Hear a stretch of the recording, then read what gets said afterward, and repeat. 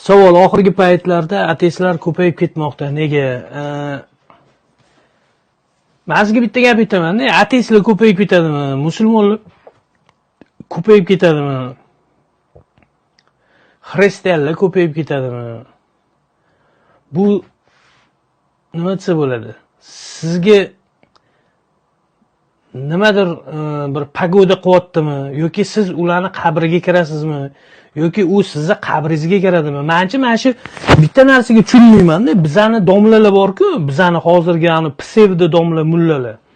Bizani xalqimizni shunaqa bir ksenofob qilib tarbiyalayaptiki, miyasiga shunaqa chip qo'yyaptiki, borib ksenofobiya radikalligiga olib boradi.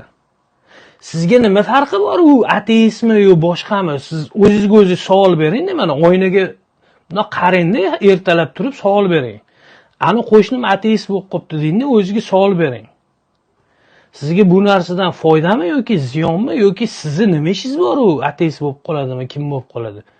Deist bo'lib qolmaydimi? Sizni nima ishingiz bor u bilan? Hayot uniki, cho'moqsizmi?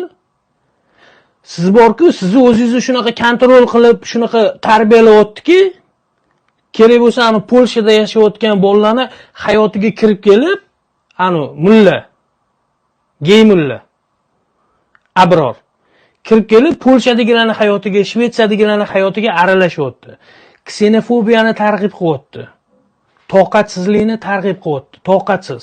Cho'ng'osmi, hattoki o'sha O'zbekistonning o'zida ham qonunlarida biza deyapti, bag'rikengmiz deb yozgan. Biza tolerantmiz deb yozgan. Tolerantlikni targ'ib qilyapmiz deb turib, lekin domlalari orqali O'zbekiston hukumatı butun dunyoga ksenofobiyani tarqatyapti. Toqatsizlikni tarqatyapti. Ateistlar ko'payib ketyapti. Nima fikringiz? Sanga nima, ukam, menga nima? Uni qabriga sen kirmaysan. Tushunaysanmi? U sana qabringga kirmaydi. Senga farqi